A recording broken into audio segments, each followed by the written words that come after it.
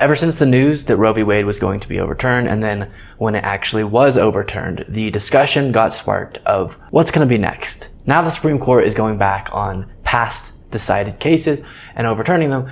What could be next? And the reasoning that was used in the overturning of Roe v. Wade, that Dobbs case, could be applied to other very prominent rights that were established or cases that were ruled on.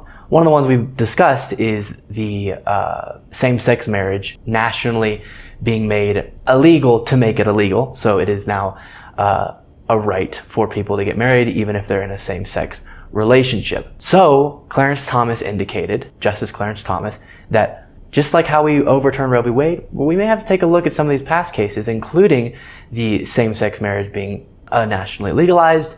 And who knows, maybe we take those away as well. And so we discussed that. Okay.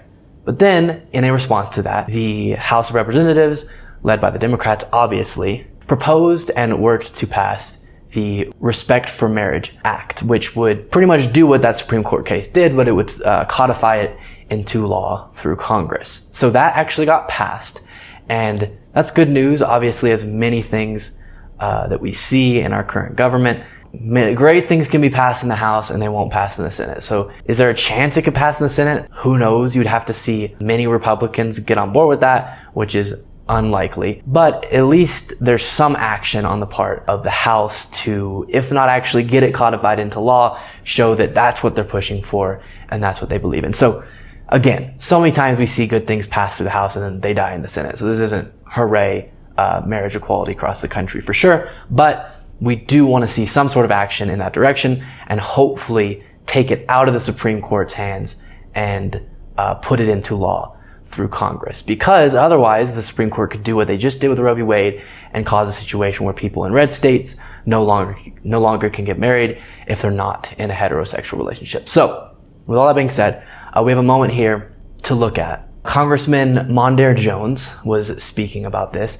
and as I said, it did end up getting passed, but in the portion where people are able to get up and say why they're supporting or not supporting a piece of legislation, he gave a really impactful speech. He himself is gay, and so he talks about how this is personal for him and how outrageous it is that so many in Congress aren't going to support the piece of legislation and don't believe people should have the right to get married to who they choose.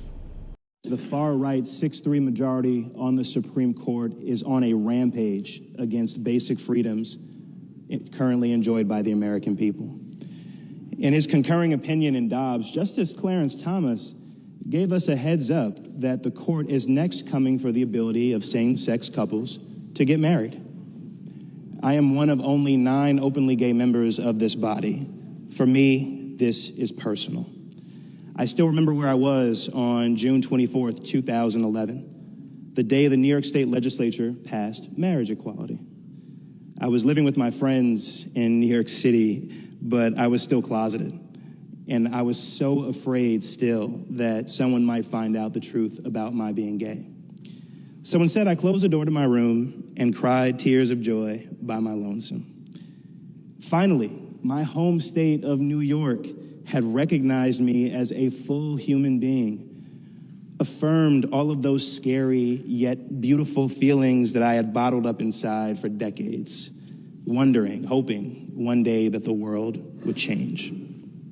4 years later, the Supreme Court's decision in Obergefell sent this same message to millions of LGBTQ+ Americans. I remember being struck then by the words of Justice Kennedy, who authored the opinion. Quote, "It would misunderstand these men and women to say they disrespect the idea of marriage. Their plea is that they do respect it so deeply that they seek to find its fulfillment for themselves.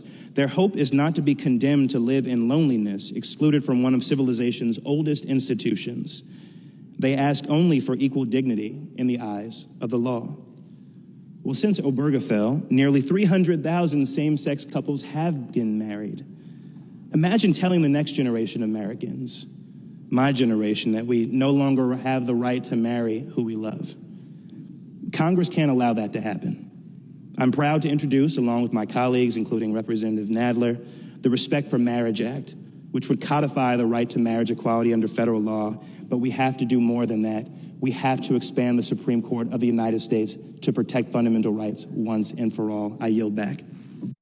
Absolutely right. And the feeling I was just discussing with my family recently, given the news that we may see this right taken away by the Supreme Court in the coming months, just discussing how weird and bad and gross of a feeling it is to sit knowing that in a few months you may not have the same amount of rights. And that is not something that a good, healthy democracy should experience, where people are living day to day not knowing if in a few days they may not have the same rights they had today. Less rights. Of course, we want to give people more rights, but that they may have less rights than they had the day before. That is frightening, and that is definitely wrong. And it shows that on some of these issues, because of the far right in America, we're sliding backwards. We're going in the wrong direction. For many years, it felt like while we weren't getting everything we wanted, at least we were moving forward one step at a time. And while I do think we're making progress on some issues, and there still is steps being taken in the correct direction, you notice, all of us I think are noticing a slide back on crucial issues, as well as, of course, abortion rights, and now possibly marriage equality. And so the idea that a portion of the country's religious beliefs about who should be in a marriage could again govern the lives and marriageability of people who don't subscribe to that particular religion, or who do but don't interpret it the same, is wild. In so many of these areas, we're seeing the blatant articulation from the far right who has these particular views that they don't care if you don't subscribe to them. They don't care that we should all be able to live our own lives based on our own belief systems as long as we're not harming other people. They say, no, you need to live by my sets of beliefs. And my sets of beliefs say that only certain people can be in a marriage, and you shouldn't have the choice to love who you want to love within the context of a marriage. So I love the way that Mondaire Jones broke that down. I think it's good that Congress at least showed through this piece of legislation, this is what we should be doing. Hopefully by some miracle, it would be great if the Senate could pass it. I wish that even Republicans could recognize they don't have to believe that it's right or that it's God's plan or whatever to have same-sex couples, but recognize that in a free country where people have liberty, that should be allowed, right? And I don't think we'll see that. I think they know their base would be upset by that. And so there's a really good chance that we will see that right taken away, like we saw abortion rights taken away from people in red states. And that's a really sad moment in America.